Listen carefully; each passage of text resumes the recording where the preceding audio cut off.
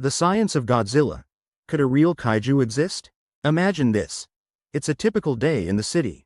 People hustling, cars honking, life as usual. Suddenly, the ground starts shaking. You look up, and towering above the skyscrapers is an enormous, scaly creature, the legendary Godzilla. Sounds insane, right? But it gets you thinking. What if such a colossal creature actually walked the earth?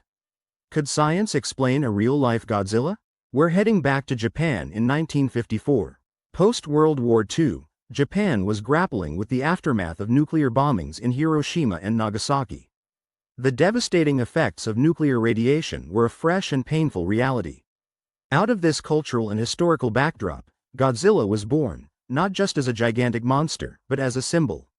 Over the decades, Godzilla evolved from a fearsome antagonist to a complex character, sometimes a villain, sometimes a hero fighting off other monstrous threats.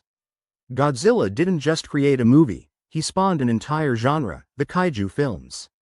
Alright, science buffs, let's talk about gigantism in the natural world.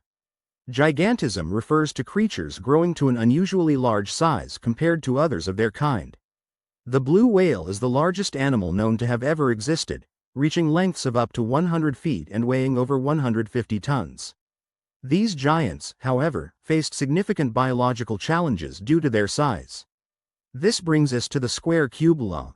The square-cube law is a mathematical principle explaining how an object's volume and surface area change with size.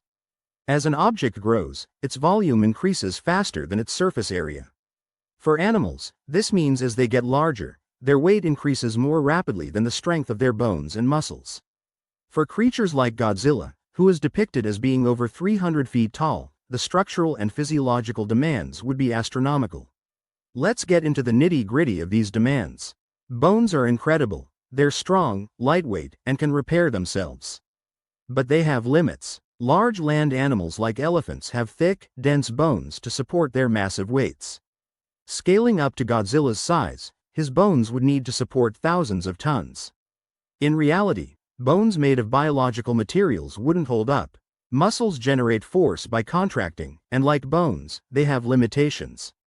For Godzilla to move, even just to stand upright, his muscles would need to be incredibly powerful. Gravity's role. Earth's gravity is a constant force pulling everything towards its center. The heavier the object, the stronger the pull. Godzilla's massive weight would make movement extremely difficult. Unless he comes from a planet with weaker gravity, moving around on Earth would be a colossal challenge. Now, let's tackle the big guy's appetite.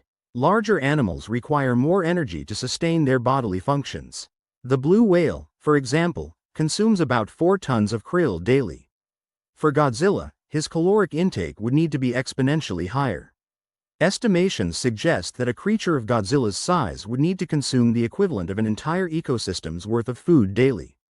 If Godzilla is ocean-dwelling, he might have access to more abundant food sources, but even the ocean has limits. Heat dissipation. With great size comes great heat production. Large animals generate a lot of body heat. For Godzilla, the problem would be magnified. Without efficient ways to release excess heat, he could overheat, leading to severe health issues or even death. Let's delve into Godzilla's radioactive roots. In the original lore, Godzilla is awakened or mutated by nuclear radiation, a byproduct of humankind's nuclear testing. Radiation can cause mutations in DNA, but the vast majority of these mutations are harmful or lethal. High doses of radiation typically result in cell death or genetic damage that doesn't lead to beneficial traits like gigantism or superpowers. Environmental impact. Suppose Godzilla does exist. What would be the environmental repercussions? A creature of his size would need an enormous habitat. The ocean seems like the only place vast enough to accommodate him. Godzilla's dietary needs would wreak havoc on the food chain. His movements could cause earthquakes, tsunamis, and other natural disasters. Atomic breath. Fact or fiction? One of Godzilla's most iconic abilities is his atomic breath, a concentrated beam of radioactive energy. Could any creature produce such a phenomenon? However, generating and controlling energy on the scale of atomic breath is beyond biological capability. So, while it's a thrilling cinematic element, atomic breath is pure fiction. Let's explore deep-sea gigantism as a possible explanation. Deep-sea gigantism refers to the tendency of some deep-sea animals to grow larger than their shallow water counterparts. However, these creatures are still significantly smaller than Godzilla. While it's true that we haven't explored much of the deep ocean, the existence of a creature as large as Godzilla is highly improbable. If a real-life Godzilla appeared, how would humanity respond? Our current arsenal includes missiles, bombs, and even nuclear weapons. Emerging technologies like directed energy weapons, railguns, and advanced robotics offer potential new defenses. Combating a threat of this magnitude would require unprecedented international collaboration. Why are we so captivated by giant monsters like Godzilla?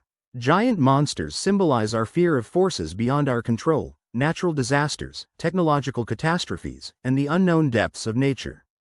Godzilla represents more than a monster. He's a reflection of societal anxieties and moral questions. The fascination with monsters like Godzilla allows us to explore complex emotions and ideas in a safe and engaging way. Summing up the science. The scientific hurdles to a real Godzilla are immense.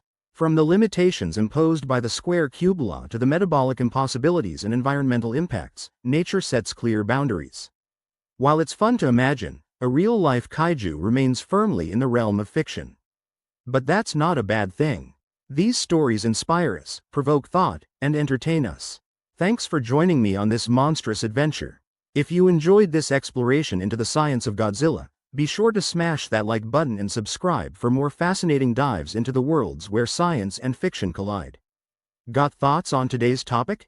Drop them in the comments below. Until then, stay curious, stay awesome, and keep dreaming big. Catch you in the next video.